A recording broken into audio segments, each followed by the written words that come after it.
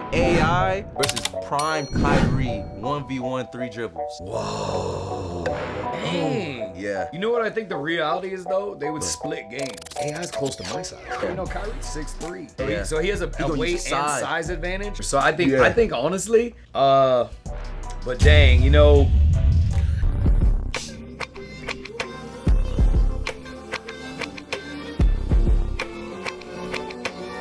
We eating though.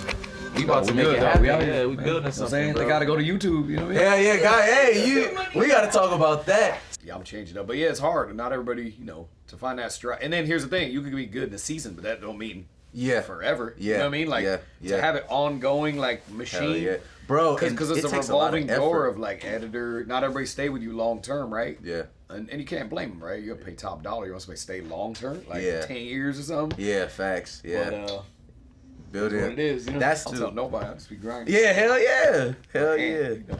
And two, welcome to the podcast. I enjoy you being here, man. I appreciate it. I've been wanting to talk to you for a while. Minute, yeah. So I just want to start by saying, how are you doing? What are the things that you got going on lately before we even get started into all the nitty gritty stuff? Yeah, well, thanks for having me. First off, things been great, man. Lately, just I actually just recovered from an injury, so I got cleared to hoop Right. a couple weeks ago, so I'm feeling good right now. You feeling good? I'm feeling great, but just trying to stack content, man. I'm trying to build. Right. Nah, man. I feel like, first, respect to you for being one of the vessels for basketball players on YouTube. Humble. And I feel like that's really important because when social media was starting, nobody knew how it worked. Nobody knew how it operated, how to get the numbers. And my first question for you is something that I've been wondering for a long time is, how did that start for you? When did you get into the bag of, okay, I could do this in person, but now I'm about to take this to the internet? The funny thing is, people always say, like, what if we had social media while you were on AdSense, right? They Right. would say, like, we would have had crazy following, you know, if it was more of a prevalent thing in the early 2000s. Right. Funny thing is, I was on YouTube, like, came out 04. Right. I was already, like, privy to it 05. Oh, that's crazy. So fans would rip our highlights off the TV show and they make these fan compilations. So on YouTube early, there was like Professor Mix, Hot Sauce Mix, Main Event Mix, and they would do like millions in a week. Oh, wow. Okay. So fans, and when I got really privy to how big it was globally, we go overseas. I remember one time I was in the UK and some fans ran up on us, and just as habit, I'd be like, hey, thanks for checking out the show, Right. talking about the ESPN show. Right. But some of these kids was like, no, we seen you on YouTube. YouTube. So I'm like, YouTube? What's that?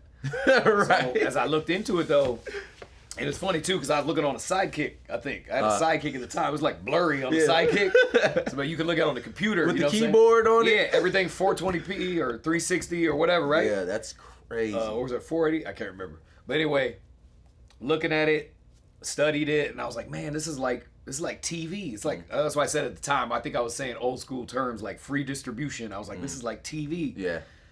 So I actually had an editor help me try to like flood YouTube, and at one point, if you just search basketball, my videos would pop up. Just basketball. It's like YouTube is kind of empty. You are the definition, basically, right? No, but just, you know, we're early to it. You know what I mean? The Yeah. database was fairly empty. You know what I mean? So fast forward to when AdSense ended, YouTube AdSense became a thing. So I was putting this stuff on my homie's channel, who was an editor. Yeah. There was no personal channel, editor. It was no like real monthly business. There was no paid viewership. Right.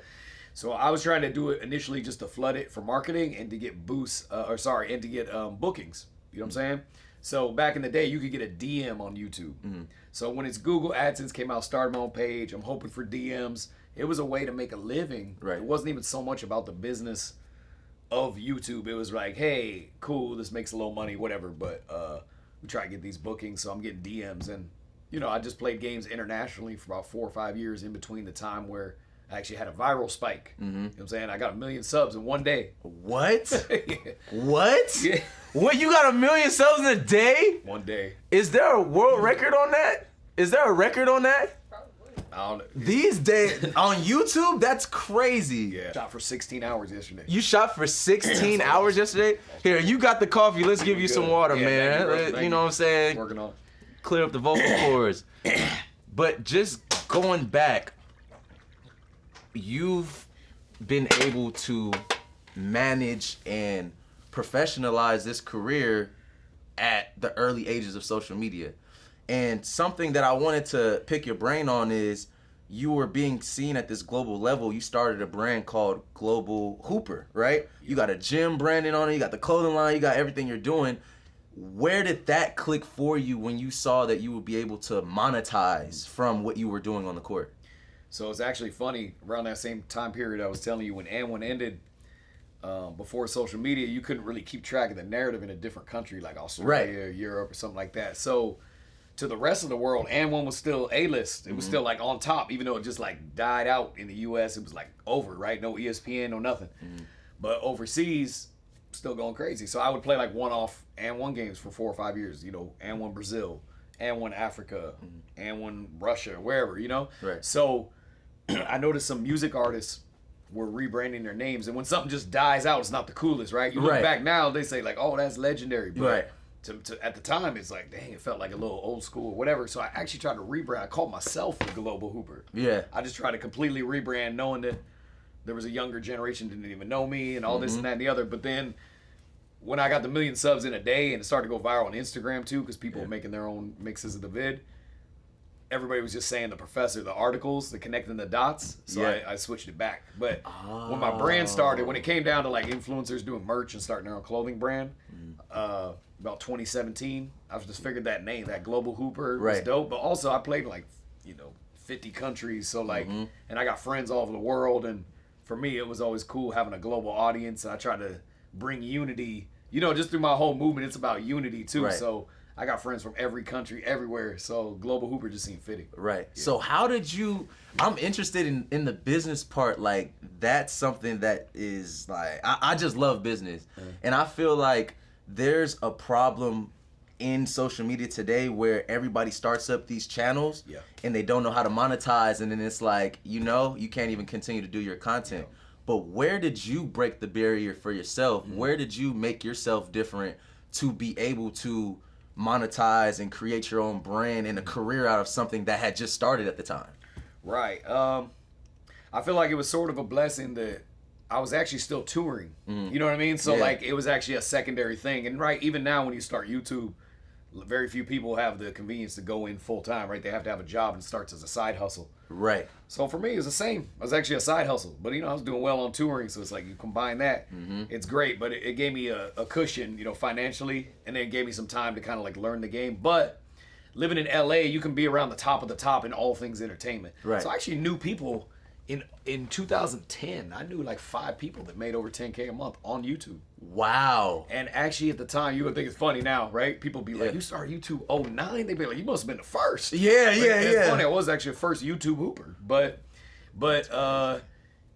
So I actually thought I was behind the curve though. Right. Because I knew other people making money. And like, you'll forget, like now that we know the internet, you know how many people are in the world just in general and how many people are going to those screens. It's like alarming, right? Social media teach you how many people in the world. Yeah. You find out later, now, and like if you do 1 million views on a YouTube video, it's fire. Don't get me wrong. You're doing well. But in the culture, until you get 20, 30, 50, it's not even a culture then. Right. You know what I'm saying? 1 million views, like cool. It's like fire, but it's not what you think. Right. So, so basically, all in all, going in and initially it was like an accident, but I had the cushion because I was touring. But I was touring up until 2016 actually, and then finally became a full-time YouTuber like end of 2016. So, which to me is like yesterday, and time go by fast. I was a junior in high school. Yeah, time go by fast. I know. I talk to people now, and sometimes I remind myself how old I am. You know what I mean? Oh man, I try to keep a young spirit, hang with young people. Right. Sometimes, So yeah, I didn't even own the name The Professor legally until 2017. Oh wow. So it was always a step process, but I got to learn from people who already made money on YouTube. Try to take a page out of their book, but also it takes a while to make it a full-time business. And mine happened in one day. It's crazy. Like my first AdSense check was like $8K. Dude, what the fuck? Well, what? Sorry, for a few years, Whoa, wait, hold on. We're not gonna do. No, we're not doing that. Okay. Your first AdSense check was $8,000. Yeah, well, to be correct, so I started channel 09, but I paid no attention, right? I finished one of them games overseas, and it's funny. One of the dudes, shout out to my homie Alberto. Alberto Entertainment. He was making fan compilations. I actually hit dude up. Yeah. And I asked him to teach me how to edit, and it just so happened he lived in San Diego. Oh, so I'm driving down to San Diego several times a week. Mind you, I'm broke, so I'm like in hustle mode. You know what I'm saying? And when it ended, I was living check to check. Right. I thought it was never going to end. Mm-hmm. So he taught me how to edit. And so then, like, for a few years, you know, when I play in those countries, I'd edit the vid if I could get the footage. Didn't even bring my own cameraman, half of them. Like, I'm asking somebody on site with a Sony handy, hey, can you film this? I gave him a little lesson. You know what I'm saying? Or, hey, you working today, though. Or get a copy of it from somebody, you know what I'm saying, and then throw it up. And so those checks, you know, to be fair, from 2009 to 2013, you know, every month like $40, $200, $75, whatever. But the first one where it's like, oh, this is a business, was $8K, and I did that Spider-Man basketball episode 1. Yeah, that's what viral. Oh, bro, that's a legendary video. There's actually a lot of legendary videos, and I can go so many different ways segueing into this part. But first, before we even talk about the bangers that are classics that we talk about on the internet that your fans love, we need to talk about the mental health part of social media. People don't really talk about that. And when you have a lot of fans, viewers, supporters, I feel like that million views is a million people, but we just look at it like it's just a number. But that's an actual human being that's watching your video. So to you, how do you get past not achieving a very high standard on a video and continuing to go just as hard for other videos? Yeah, it's a good question. And man, it's been a roller coaster, but also what helped me with just fame in general and dealing with the mental health side is like, and one, you know what I mean? I've been famous since I was 18. Yeah. You know what I mean? So more than half of my life, or close. Yeah. You know what I mean? So, but you know, going broke, you know what I'm saying? Having no fame. Back then, before social was a mainstay, if you're off the main, you know, we was A-list mainstream, you know, 50 times a week. Right. It wasn't 2 years before I walk around and nobody ever recognized me ever. I remember I went to the UCLA game. It was kind of alarming. This was a wake up.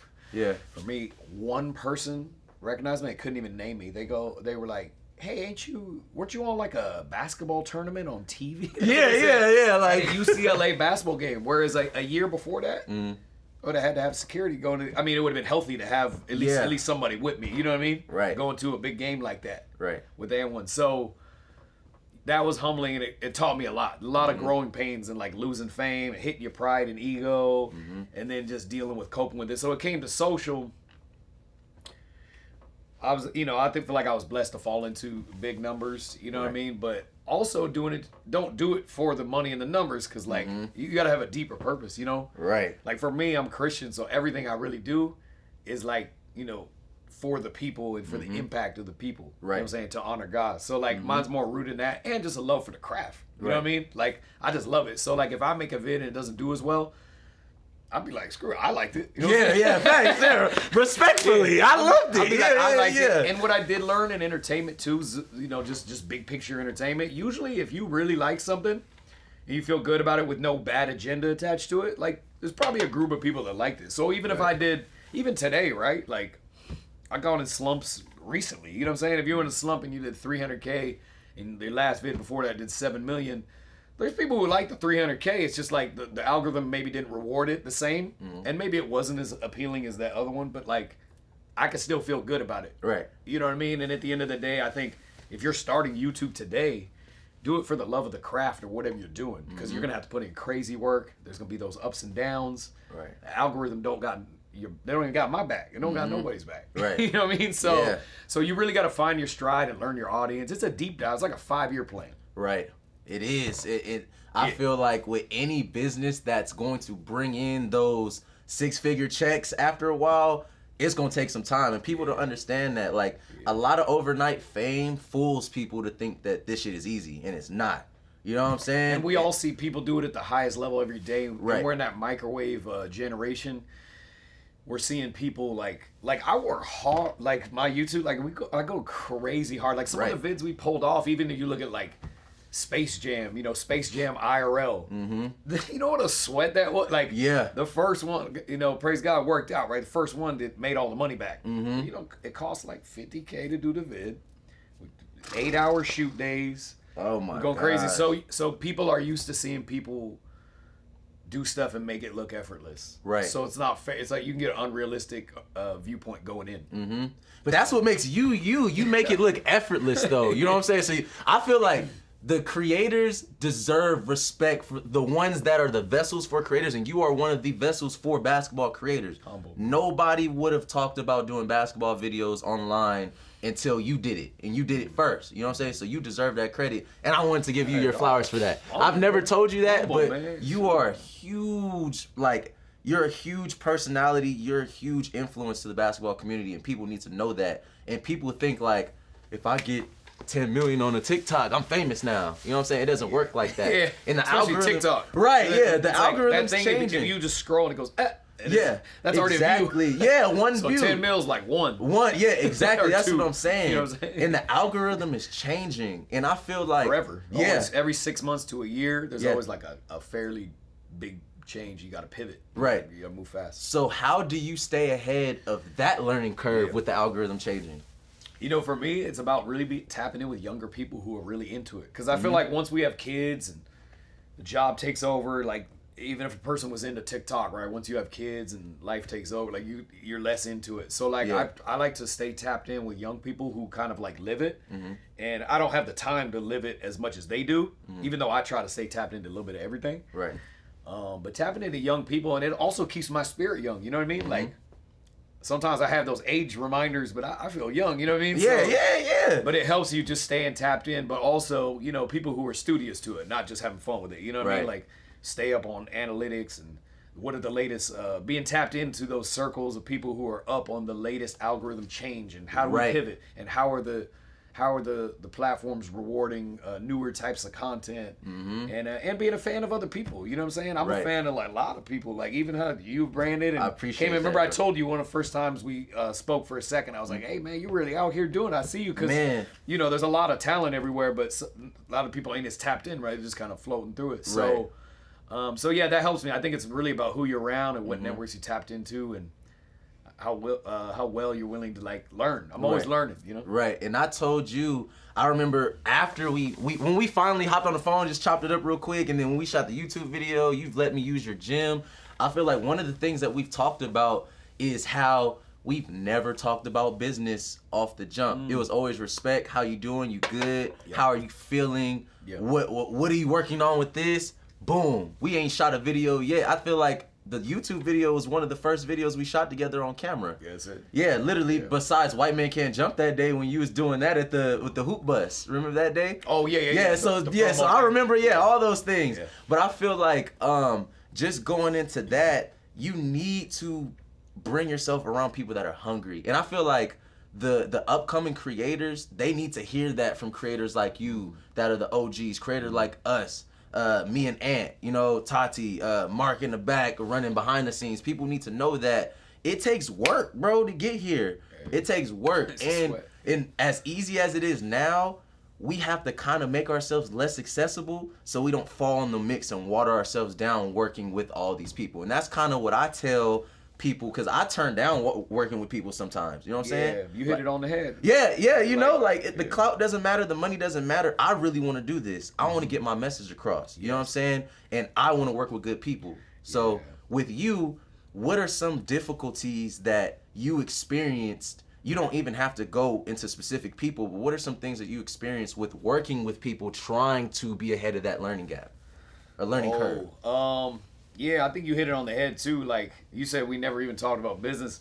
I really don't even talk about anything with try to go into that too much with people until I know I'm decent, because like Right. I feel like everybody I meet is a collab request coming. Yeah. You can't meet all the requests. Yeah, I love yeah. everybody. I want to, and I used to actually spread myself thin and try to just show everybody love. Yeah, You know right, what I mean? right. And make videos that weren't even all that, but I was Yeah. like, I'll just show them love. Yeah, right? yeah, facts. That was like early on. Iconic, yeah, but that's like you did a lot for those people though, and I'm Yeah. even, I don't, Yeah, you we're know? not even gonna go into the range, but Yeah. yeah. And so just- now, so fast forward now, it's like I don't even get into business or video conversation on a collab.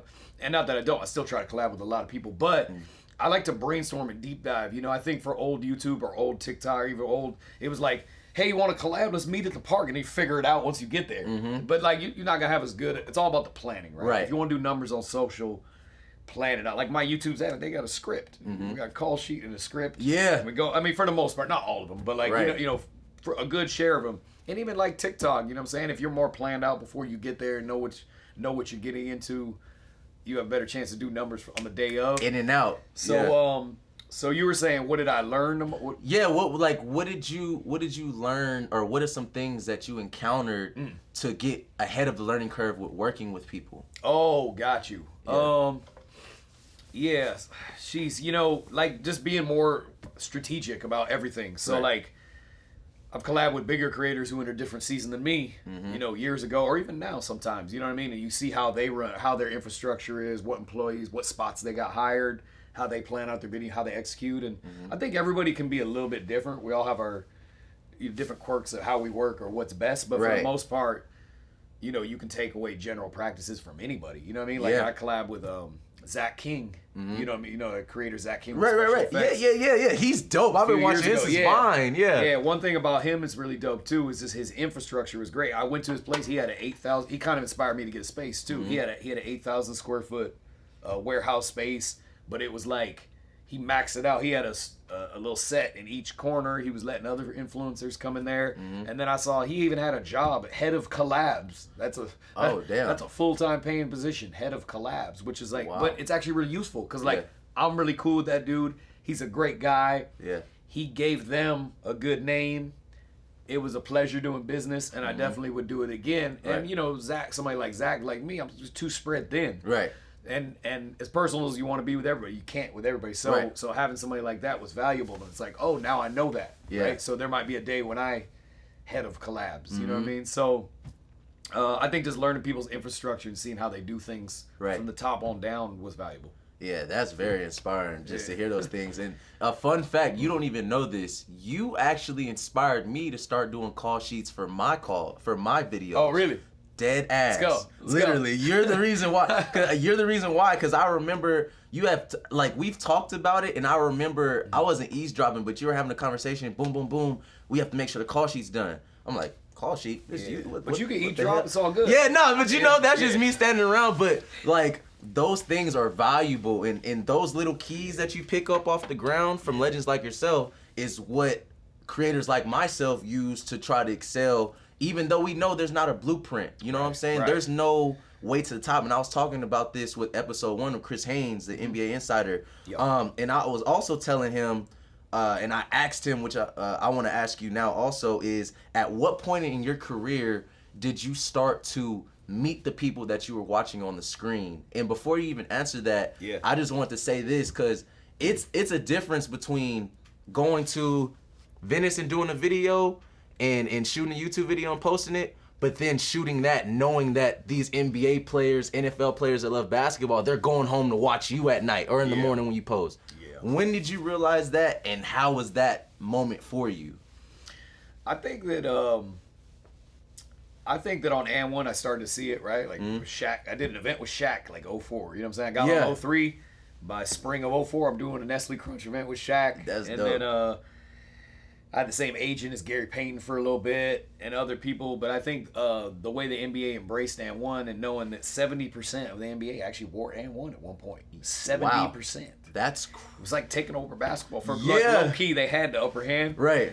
But you know, seeing how they embraced us, and that was because of the mixtapes, though. Yeah. You know what I'm saying? Yes, they were making a good product, great infrastructure. It was great before the mixtape tour too. You know, Yeah. people forget with the trash talk tees and all that. But you know, mixtape tour made it like hip hop basketball, like the hottest thing in basketball. So I started to see it there. But you know, what really set in for me is like when I met Kobe. Yeah. In 09. That's so crazy. I love Kobe, bruh. I've never got to meet Kobe in person. Where's my camera? Either way, I ain't never met Kobe in person. So shout out to you, man. Like, how was that for you? That would have been like, that's a moment for me. That was kind of like meeting you in a way, because I grew up watching you. And there's a lot of guys that watched you that are in the league now. That being arguably one of the greatest players of all time. You being one of the greatest street ball players of all time. What was that moment for you? Like, take us through that. Yeah, it was humbling. Like, he was having it was a Panini a convention or something like that. Yeah. Trading cards. Yeah. He actually had a big, huge deal with Panini, but he had a certain amount of appearances in it. So like he was supposed to be on site this day, and they told me like we think Kobe's coming through. Like nobody could confirm it though. They're like maybe. Right. Yeah. But it was in Irvine. He lived out that way, so I thought maybe there was a chance. But I went there and. I don't know. I got so caught up in the camp talking to people and this, I kind of forgot that he was supposed to be there. And then he came through and had a photo shoot and we chopped it up. But it was kind of eye-opening. Like, I was like, "What's up, man? I'm a big fan." He was like, "Me too." You know what I'm saying? And I was like, "Wow." I was like, "I'm from Oregon." So I said something about the Blazers. He's like, "I know where you're from." You know what I'm saying? And then like everything we saying, like he already knew, you know, so it really showed like, hey, we really watch it, you know what I'm saying? It wasn't just like on AdSense, things were so fast and people come to the games, you don't really know how much they paid attention to it because, everybody's different, right? You might meet somebody that familiar with your game but can't really name you or where you're from or what moves you do or, you know what I mean? Right. But he was like really on it, right? This is one of the GOATs. Yeah. And then another moment was 2012, my first NBA collab on YouTube, Iverson. Iverson was my favorite player along with Michael Jordan growing up. Wow. So man, Iverson, and then he seen all the video. You know what I mean? Right. Like he had seen everything. So Right. it really started to teach me. I think I learned a little bit after N1 because I was so young. You know what I mean? 18 at the time. It really taught me how small the b-ball world is, especially at a higher level, and how really everybody watches the same things. If you got a video trending in the basketball world at like several mil, or especially if it's 10 or 20 mil. Yeah. Like everybody saw it. Yeah. You know what I mean? Yeah, like for when sure. when I met D Wade years ago, he was like, I feel like I know you, man. I watch so much. You know what I mean? Crazy. So I think a little bit after N1 when, I got a little older and like more analytical on things, you know.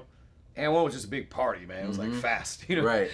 Yeah. And just meeting these dudes, I feel like it just reveals how small the world actually is. Because not only does it open it up to the basketball world, but 20 million, you're going to get some tech geeks in there. You're going to get some football players watching, some track athletes. So just knowing that you are starting to become a global public, a literal global hooper, how did you navigate to today and the things that you're trying to do? Now it is 10 years later, 5 years later, we still going. What's next? What are you working on?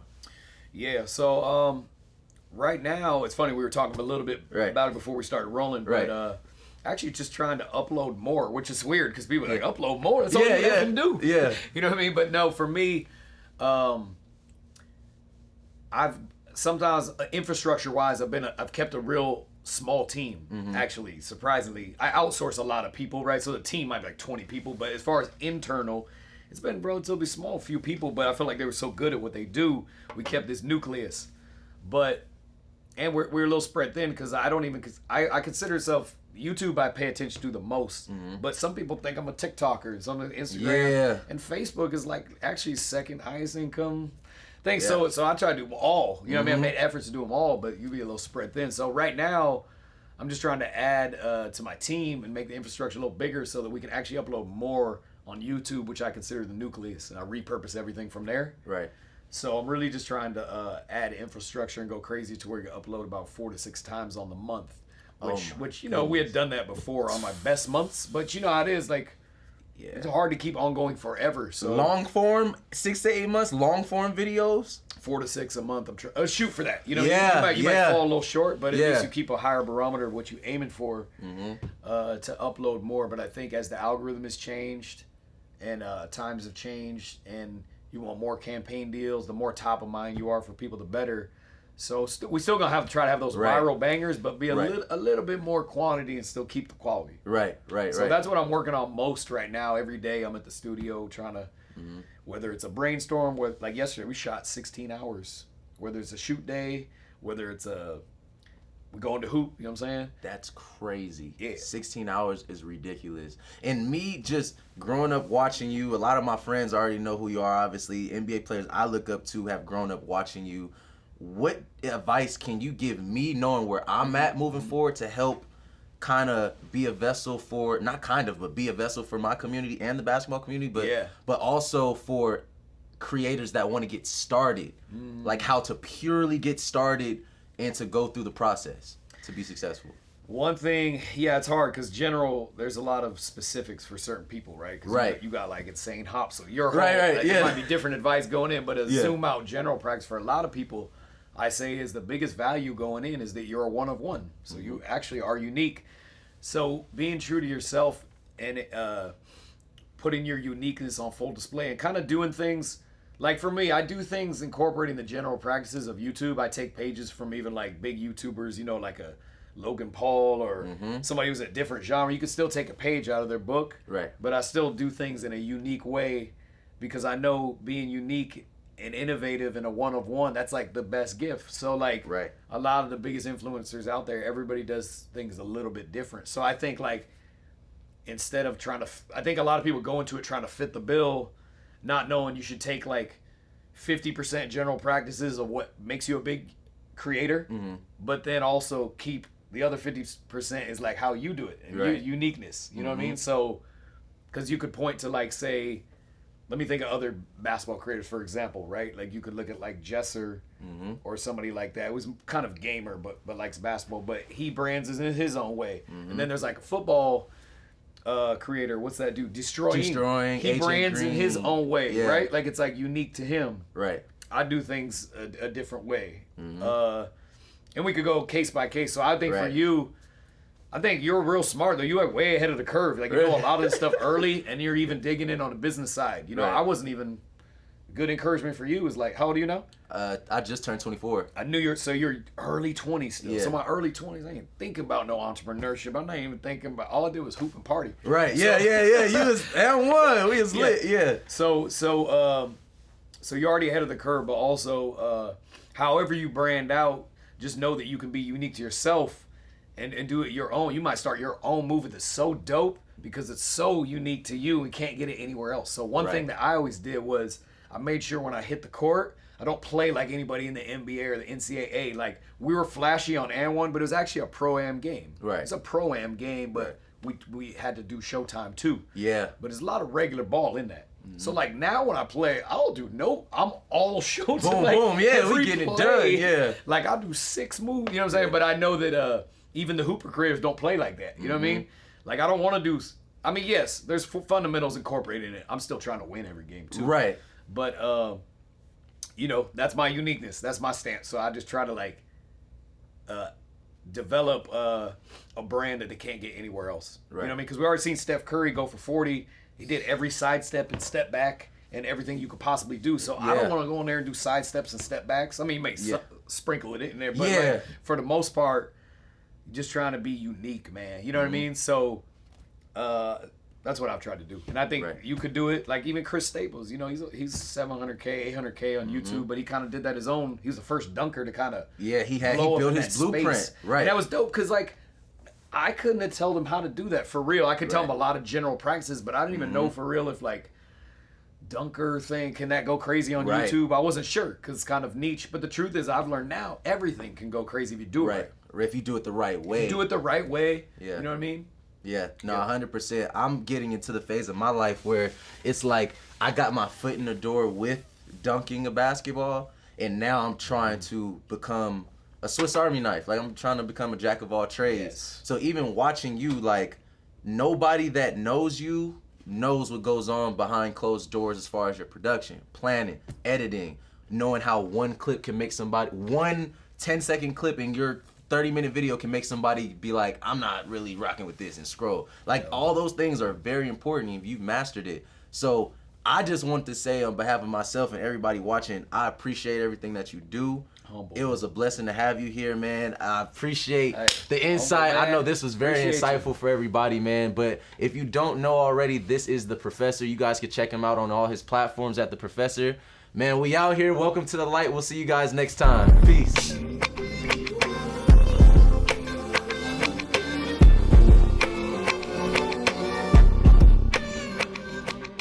You see the... Go, man. Hey, those are crazy. Oh, good feeds. Yeah, we gotta get Look, I'm doing what The Professor doing. You taping this, Mark?